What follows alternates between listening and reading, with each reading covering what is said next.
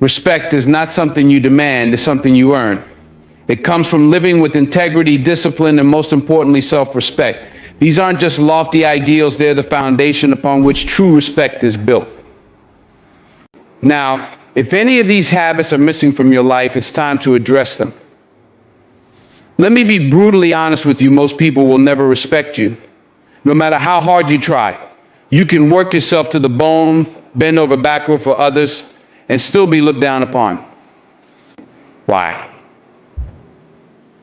Because respect isn't just about what you do, it's about who you are and the habits you carry with you every single day. Trust me, I know from personal experience, I had to learn this lesson the hard way.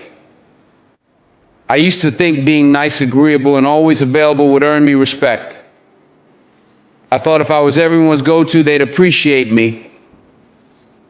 But in reality, I was just shrinking myself, making myself smaller in the eyes of others. Here's the truth: you will never be respected unless you cut out the behaviors that undermine your worth. I remember being stuck in this vicious cycle, constantly wondering why people didn't take me seriously. I was always the one left behind, always overlooked. It wasn't until I started removing these toxic habits, like constantly making excuses or seeking validation, that things began to change. Respect didn't come overnight. But the moment I stopped caring about pleasing others and started respecting myself, the world around me shifted. You see, respect doesn't come from others, it starts within. If you don't demand more from yourself, no one else will. You have to face the truth and remove these destructive habits from your life once and for all. Only then will you command the respect you truly deserve. Habit 1, always making excuses. Let me be real with you. Making excuses is the fastest way to guarantee you'll never be respected. I know we all do it. You might think your excuse is perfectly legitimate, that it's not your fault something went wrong. Maybe it was the traffic, or your coworker didn't give you the information on time, or life just happened, right? But here's the hard truth: nobody cares about your excuses. People respect results, not reasons. I used to be full of excuses. I'd always show up late, blaming it on traffic or some random event. I thought as long as I had a reason, it was fine. But eventually I noticed something: it didn't matter how valid my excuse was. People started to see me as unreliable. Friends didn't trust me to show up on time. My boss stopped giving me important projects, and even my family subtly stopped relying on me. I was losing respect left and right, and I couldn't figure out why. The truth is, excuses don't make you look responsible, they make you look weak. They show that you're not in control of your life. And let me tell you, nothing kills respect faster than showing people you're not in control. Whether you're late because you overslept or because of traffic, the end result is the same: you weren't where you were supposed to be. And that's on you. When I finally realized this, it hit me like a ton of bricks. I was the problem, not the world around me. I was letting myself off the hook and expecting people to just accept my excuses. But let me tell you something that's both freeing and harsh: the world doesn't owe you anything. People respect accountability, not deflection. I remember once, after showing up late again and giving my usual traffic excuse, someone said, "Well, why didn't you leave earlier?" That stung. But you know what? They were right. That's when it clicked for me. Every time I made an excuse, I was essentially saying, I'm not responsible for my own life. How could I expect anyone to respect that? Here's the deep message: excuses aren't just words, they're a mindset. They keep you locked in a victim mentality, always blaming outside factors for your failures. But the moment you take responsibility, everything changes. When I stopped making excuses and started owning my mistakes, something incredible happened. People started to trust me again. It was like they could see the shift in my mindset and they respected me for it. No more excuses. If I messed up, I owned it. If I was late, I apologized without any traffic stories. And here's the thing, people are a lot more forgiving when you don't try to weasel your way out with excuses.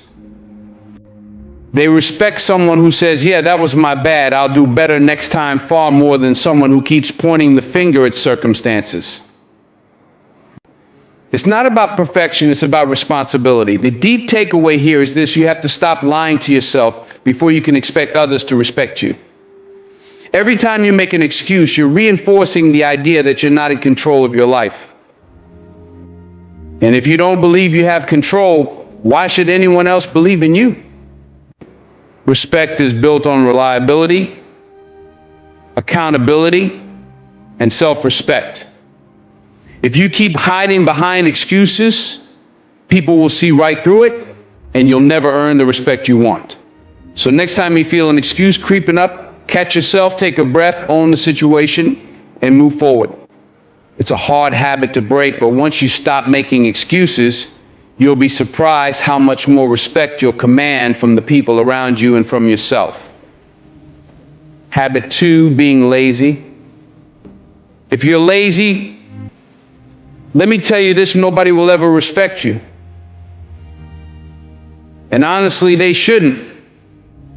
I know that sounds harsh, but it's the truth. You can have all the potential in the world, all the talent, all the genes, but if you sit around doing nothing, none of it matters.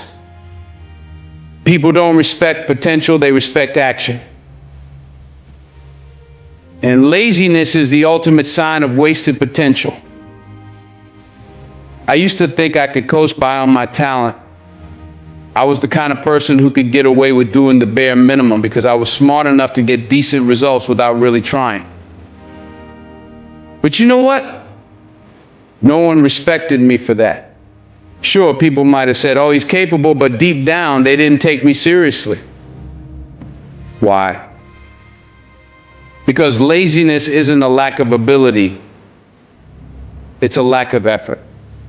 And effort is what earns respect. I remember one specific moment when this hit me hard. I was working on a group project, and everyone had put in the work except me. I figured I could just show up, contribute a little here and there, and let the others handle the bulk of it. But when we presented, everyone's efforts were obvious except mine. The looks I got afterward, the subtle but unmistakable disappointment, made it clear I had lost their respect. I didn't just let them down, I let myself down. It wasn't even about the project, it was about the fact that I wasn't pulling my weight. People could see it and they lost respect for me. Plain and simple. The thing about laziness is that it's incredibly visible. You might think people don't notice when you're slacking off, but they do. They notice when you're not pulling your weight, when you're cutting corners, or when you're avoiding hard work. And the worst part, it's contagious. Laziness drags other people down with you. They stop expecting much from you, and that's the death of respect right there. When people don't expect you to contribute, to work hard, or to push yourself, they stop seeing you as someone valuable. Here's the deep message: laziness is a form of self-sabotage. It's not just about being tired or unmotivated, it's a mindset. On the flip side, when someone walks into a room well-groomed, confident, and put together, it immediately sets a tone of respect. People are naturally inclined to listen to you, trust you, and yes, respect you. I know this might sound harsh, but personal appearance isn't just about vanity, it's about self-respect. It's about showing the world that you value yourself enough to put in the effort. And when you respect yourself, others will follow suit. That's a hard truth I had to learn. After that embarrassing event, one that made me painfully aware of how I was presenting myself, I made a conscious decision to change. I started dressing with intention, paying attention to details like grooming and cleanliness. And let me tell you, The change in how people treated me was almost instant. Suddenly, I was being noticed, taken more seriously, and most importantly, I was respecting myself more. The truth is, people will always judge you based on first impressions, whether we like it or not. And those first impressions are heavily influenced by your appearance. If you want respect, you have to look like someone who deserves it. Neglecting your appearance sends a message that you don't care. And if you don't care, neither will anyone else. Habit 3, setting boundaries. If there's one thing that will make people lose respect for you faster than you can blink, it's ignoring their boundaries. Boundaries are not optional, they are essential. When you dismiss or overlook them, you're telling people that their feelings, space, and comfort don't matter to you. And trust me, that's a surefire way to ensure they'll never respect you. I've learned this lesson the hard way. I used to think that being overly involved in people's lives was a sign of caring. I thought that offering unsolicited advice, pushing my opinion, or constantly checking in was just me being a good friend or a concerned colleague. But here's the reality: it was suffocating. And because I didn't understand or respect other people's boundaries, they didn't respect me in return. It was a tough pill to swallow. But once I realized that respecting boundaries is actually a form of respect itself, everything changed. There was a time when I had a close friend who started pulling away from me, and I couldn't figure out why. I'd call her every day, text her about every little thing, and constantly insert myself into her problems. I thought I was helping, but in reality, I was crossing boundaries without even realizing it. One day, she confronted me and said, "I just need some space." It feels like you don't understand that. Her words hit me like a brick. I had completely ignored her need for boundaries, and in doing so, I'd lost her trust and respect. Here's the thing: boundaries aren't barriers, they're healthy limits. They're a way for people to protect their mental, emotional, and physical space. When you ignore someone's boundaries, what you're really saying is, "I don't care about your comfort. I care more about my needs." And let's be honest, who's going to respect someone who operates like that? Let's go deeper for a moment.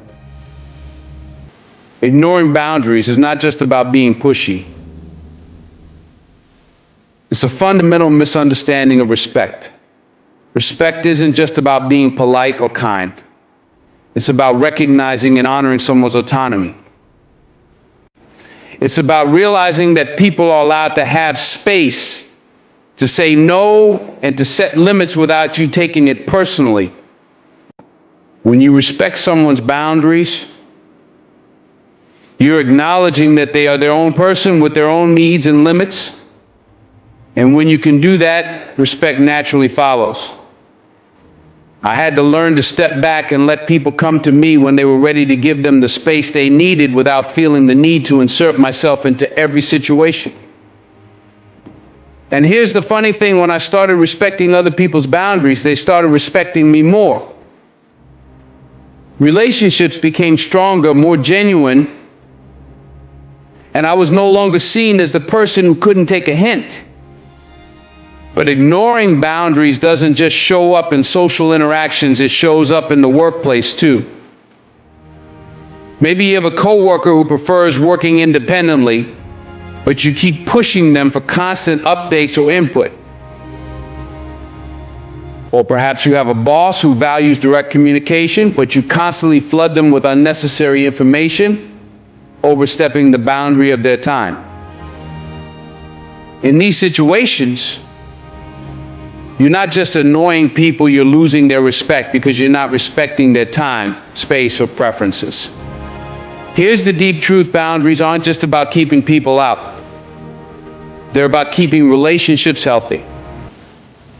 And healthy relationships are built on mutual respect. If you can't respect someone's boundaries, you can't expect them to respect you either. It's a two-way street. By honoring the limits people set, you're showing them that you value their comfort and autonomy. And that's what builds lasting respect. Think about it like this: every time you ignore a boundary, you're chipping away at the trust someone has in you. And without trust, there can be no respect. People will start to avoid you, distance themselves, and silently push you out of their lives because they don't feel safe around you. Boundaries are people's way of protecting themselves, and when you trample over them, you're showing a lack of care for their well-being. So if you want respect, you need to start paying attention to boundaries. Learn to recognize when someone is setting one, whether it's subtle or direct. Don't take it personally. Instead, see it as an opportunity to show them that you respect them as an individual. When you start doing this, you'll find that people will start respecting you more too. They'll trust you, feel safe around you, and value you more because you're someone who understands the importance of personal space and emotional well-being. Habit 4, taking credit for others' work. Taking credit for someone else's work is one of the quickest ways to lose respect, not just from the person whose effort you stole, but from everyone who witnesses it. It's a dishonest, self-serving habit that will make people distrust you. And once that trust is broken, it's incredibly difficult to rebuild. This habit isn't just unethical, it's a surefire way to sabotage your reputation. I've seen this play out firsthand. And I'll be honest, it's something I'm not proud of. Early in my career, I was eager to make a name for myself. In a team project, I contributed a fair amount, but one of my colleagues really went above and beyond. When it came time to present the results, I subtly framed my words to make it seem like I had done more of the heavy lifting than I actually had. I didn't flat out lie, but I made sure the spotlight was on me, not the person who deserved it more. At first, it felt great. The praise was rolling in, people were impressed, and I was getting the recognition I craved. But here's the thing: people always find out the truth. It wasn't long before my colleague realized what had happened, and soon enough, others did too. The admiration I had basked in quickly turned to skepticism and disappointment. It was a tough lesson. Respect isn't earned through shortcuts. It's earned through integrity, collaboration, and honesty. When you take credit for someone else's work, you're essentially saying, I don't trust my own abilities enough to stand on my own 2 feet. It's a reflection of insecurity and fear, not strength. If you're constantly looking for shortcuts to success, you'll never truly earn the respect of those around you. Respect is rooted in authenticity, something that credit stealing completely undermines. Think about the long-term damage this habit can do. Once people see you as someone who doesn't give credit where it's due, you become known as someone who's only out for themselves. Colleagues will hesitate to collaborate with you, friends won't trust you, and people will keep you at arm's length because they know you're not playing fair. I've seen talented people lose out on promotions, friendships, and opportunities, all because they developed a reputation for taking credit for others' work. And trust me, once that label sticks, it's hard to shake off. Here's the reality: when you take credit for someone else's efforts, you're not just stealing their work, you're stealing their sense of accomplishment. You're robbing them of the satisfaction that comes from being recognized for their contribution. Imagine how demoralizing that is. We all want to feel valued for our hard work. And when someone takes that away from us, it creates resentment and distrust. In the long run, you're burning bridges you may never be able to rebuild. And let's not forget, taking credit is a form of betrayal. It's telling someone, I see your effort, but I care more about my own success than acknowledging yours. That's a huge breach of trust. And once trust is broken, respect follows. People aren't foolish. They know when someone's trying to hog the spotlight. You might think you're getting away with it, but even if no one calls you out immediately, trust me, they'll remember. This habit chips away at the respect you've worked so hard to build.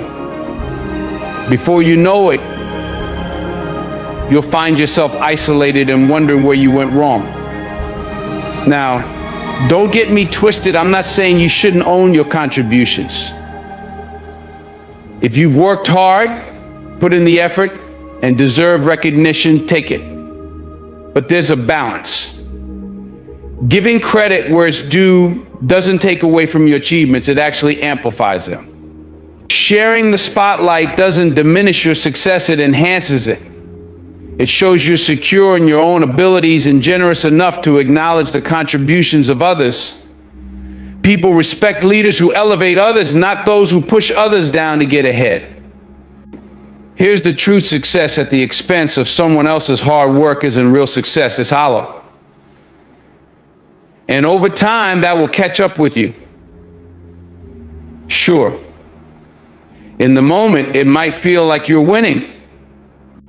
But in the long run, you're losing. True respect comes from lifting others up, from being someone people can trust and admire, not because you're perfect, but because you're fair, honest, and willing to share the limelight. So how do you fix this if you've been guilty of taking more than your fair share of credit? First, own up to it. If you've taken credit for someone else's work, apologize. Acknowledge their contributions and make it clear that you value their efforts. Moving forward, make a point to always give credit where it's due. Not only will this build trust, but it will also show that you're a person of integrity. And integrity, above all else, is the foundation of respect. In the end, taking credit for someone else's work doesn't make you look strong, it makes you look insecure. It reveals that you care more about the appearance of success than the substance of it. But when you give credit, when you lift others up and celebrate their contributions, you're building a reputation as someone who's confident, fair, and deserving of respect. And that, my friends, is the kind of person people want to follow. Habit 5, emotional reactivity. Now let's talk about emotional reactivity, a habit that's just as destructive, if not more so. Being emotionally reactive is one of the quickest ways to lose respect. And I'm not just talking about blowing up in a fit of rage. I'm talking about letting your emotions dictate your actions, your words, and your decisions. People notice when you can't control your emotions, and they'll never trust you with leadership, responsibility, or even a deep friendship. Why?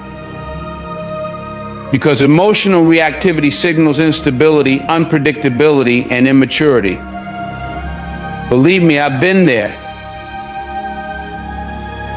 There was a time in my life when I let my emotions control me. If something upset me, I'd either lash out or shut down. If someone criticized me, I'd get defensive, raising my voice or storming off. Looking back, it's embarrassing. I thought I was standing up for myself, but really I was showing everyone how little control I had over my emotions. And here's the kicker: people don't respect someone who can't govern their own feelings. Think about it. Who do we admire? It's the person who stays calm under pressure, who can take criticism without falling apart, who can handle stress without letting it consume them. That's strength, that's control. But when you're emotionally reactive, you send the opposite message.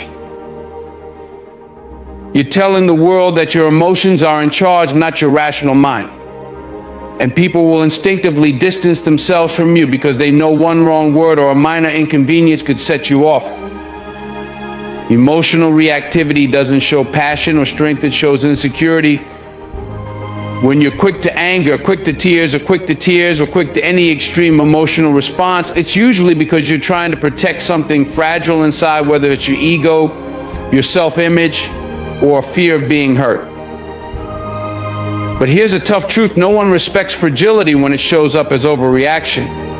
In fact, they'll start seeing you as a burden, someone they have to tiptoe around, rather than someone they can rely on. I once worked with someone who was the textbook definition of emotionally reactive. In meetings, if someone didn't agree with her idea, she'd either lash out defensively or shut down completely. It was like walking on eggshells around her. As a result, people stopped involving her in important conversations. They didn't trust her to handle feedback maturely. The sad part, she was smart and talented, but her emotional instability overshadowed all of that. Here's the truth: being emotionally reactive makes you look weak, not strong. You might think you're showing people how passionate you are, but all they're seeing is a lack of self-control. And no one respects someone who can't control themselves. In fact, they'll start to pity you. Think about the times you've seen someone lose it yelling, crying, throwing things. Did you respect them in that moment? Probably not. You likely felt embarrassed for them, even if you didn't say it out loud. That's what you're risking when you let your emotions take the wheel. But let's dig deeper. Why are we so emotionally reactive? Most of the time it's because we feel threatened, our ego's bruised, or we feel like we're losing control of a situation. So we lash out to regain that sense of power. But true power isn't found in an emotional outburst. It's found in maintaining your composure when everything around you is falling apart. When you can stay calm under pressure, when you can take criticism without breaking down, that's when people see you as strong. That's when respect starts to form. The Stoics were masters of emotional control. They believed that while we can't always control what happens around us, we can always control how we respond. And that's the key. Your response is your power. You can choose to react emotionally, or you can choose to stay grounded. When you choose to stay grounded, you gain respect, and more than that, you gain control of the situation itself. Because when you're calm, you think clearly. You make better decisions. You don't say things you'll regret later, and you don't burn bridges. You maintain your dignity. There's a personal moment I'll never forget. I was in a heated argument with a close friend. Things were escalating quickly, and I was on the verge of losing it, but something inside me clicked. I realized that if I let my emotions take over, I'd ruin that friendship for good. So I took a deep breath, stepped back, and calmed down. I didn't shout. I didn't retaliate. I listened. And because of that, we were able to have a real conversation and resolve the issue. If I had reacted emotionally, I would have lost someone important in my life. Respect isn't something you can demand. It's something you earn by living with integrity and self-discipline. These toxic habits, taking credit for others' work, being emotionally reactive, slowly erode respect over time. You might wake up one day and wonder why people don't take you seriously. It doesn't matter how talented or smart you are, if you're constantly making excuses, being lazy, or losing control of your emotions. You undermine yourself. Think about the people you admire. They're not perfect, but they're consistent. They're responsible. They don't crumble under pressure or blame others when things go wrong. If you want respect, start by respecting yourself enough to get rid of the habits that are holding you back.